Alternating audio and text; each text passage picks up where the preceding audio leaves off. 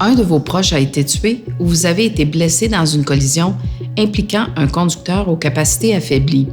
La seule information que l'on vous a fournie est que le service de police fait son enquête.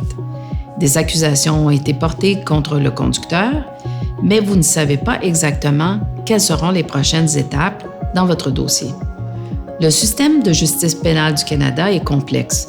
Il est fort possible que vous ayez du mal à comprendre les décisions qui seront prises dans le dossier ou que vous ayez besoin d'informations supplémentaires et d'explications au sujet de points précis des procédures. La Charte canadienne des droits des victimes vous confère le droit d'obtenir des renseignements sur l'état d'avancement de la cause, sa conclusion, ce qui arrivera aux contrevenants et les services prévus pour les victimes et les survivants. La Charte vous donne également le droit de vous adresser au tribunal pour décrire les conséquences du crime sur votre vie. De plus, les lois de votre province ou territoire viennent préciser les informations auxquelles vous avez droit.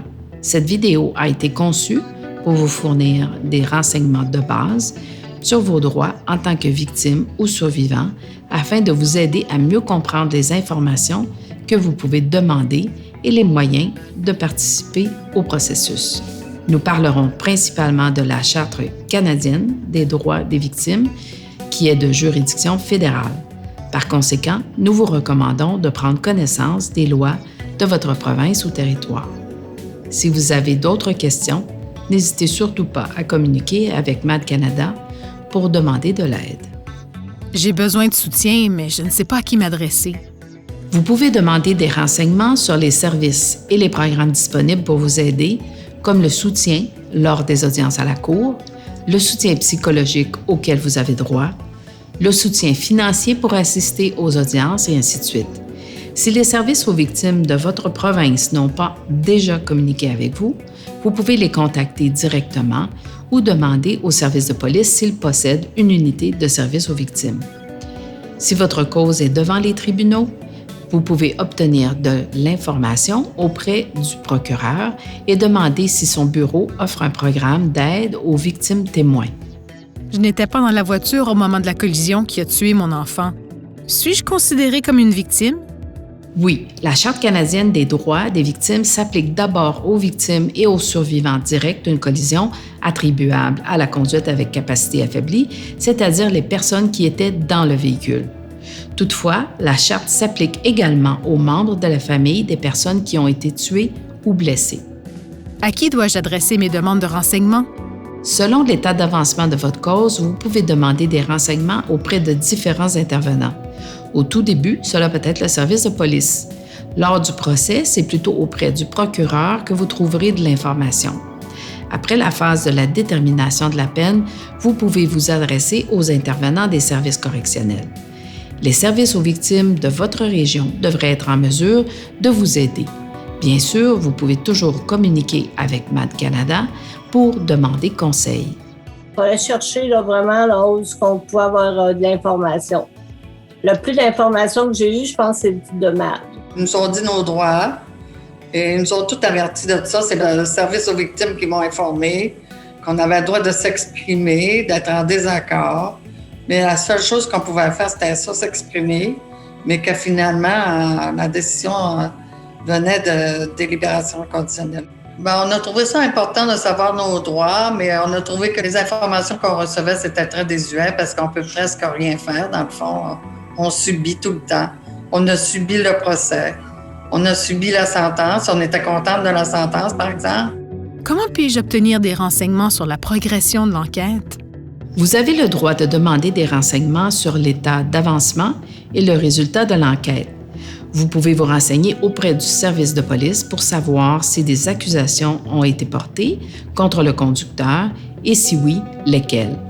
Vous pouvez également demander si le contrevenant a été libéré sous caution, par exemple.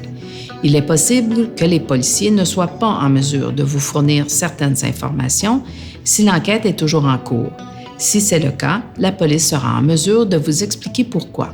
J'encourage les gens à suivre le processus, là, à vraiment embarquer dans le processus. C'est très, très exigeant là, mentalement, physiquement, là, c'est très difficile. Mais je pense que c'est important de savoir qu'est-ce qui se passe, qu'est-ce qui va se passer si l'accusé va avoir une sentence. Pour ma part, moi, j'avais besoin d'assister, j'avais besoin d'être là. J'avais besoin d'être là pour ma sœur, d'être là pour Patrick, d'être là pour Mathieu. Je pense que c'est important de suivre le processus, d'embarquer.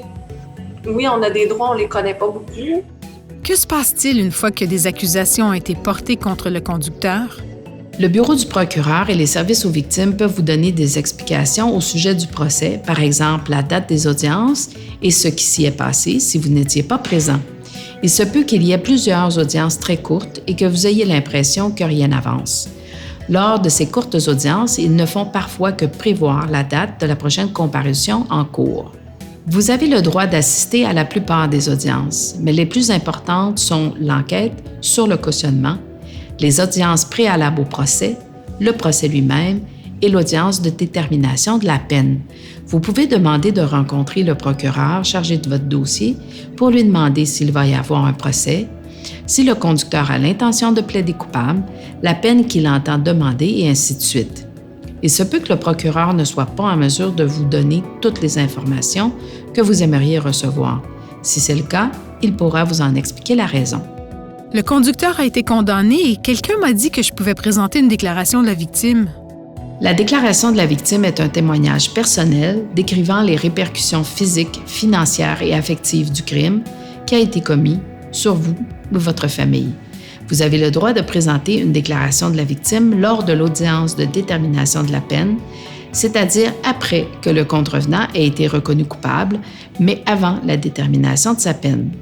Vous pouvez lire votre déclaration en cours avec une aide au témoignage si vous le voulez, ou vous pouvez la soumettre simplement par écrit. N'hésitez pas à vous adresser aux intervenants des services aux victimes ou au procureur pour en savoir davantage au sujet de la déclaration de la victime. Ils sont en mesure de vous conseiller sur la préparation de votre déclaration, les contraintes à respecter et les délais pour la soumettre. Vous pouvez trouver des réponses à quelques-unes de vos questions en regardant la vidéo de MAD Canada sur la déclaration de la victime. J'ai engagé beaucoup de dépenses. Le conducteur sera-t-il tenu de me rembourser? Selon la juridiction, vous pouvez aviser le procureur que vous souhaitez présenter une demande de dédommagement pour obliger le contrevenant à rembourser vos pertes financières. Vous pouvez obtenir le formulaire prévu à cet effet auprès de la police, des services aux victimes ou du procureur. Utilisez ce formulaire pour énumérer vos dépenses à partir du moment de la collision jusqu'au moment de la détermination de la peine. Toutefois, il est important de souligner qu'un juge ne peut imposer une ordonnance de dédommagement que pour des pertes qui sont faciles à calculer, comme les dommages causés au véhicule. Par ailleurs, puisque les tribunaux criminels ne peuvent pas évaluer certains dommages, comme les pertes futures de revenus ou la détresse émotionnelle, si vous voulez que le contrevenant soit tenu de vous rembourser des dépenses de ce type découlant de la perte d'un être cher ou des blessures que vous avez subies lors de la collision, vous devrez intenter une poursuite au civil. Le conducteur a été condamné à l'emprisonnement. Comment puis-je savoir à quel moment il sera libéré? Si le conducteur a été condamné à 2 ans d'emprisonnement ou plus, vous avez le droit de demander des renseignements sur le contrevenant, comme la date à laquelle il pourra demander une libération conditionnelle et sa date de libération. Pour obtenir ces renseignements, vous devez d'abord vous inscrire auprès du Service correctionnel du Canada ou de la Commission des libérations conditionnelles du Canada. Vous avez également le droit d'assister aux audiences de libération conditionnelle et d'y présenter une déclaration de la victime. Merci d'avoir pris le temps de regarder cette vidéo. Les victimes et les survivants de la conduite avec capacité affaiblie sont la priorité absolue de MAD Canada et nous espérons que cette vidéo vous aura été utile.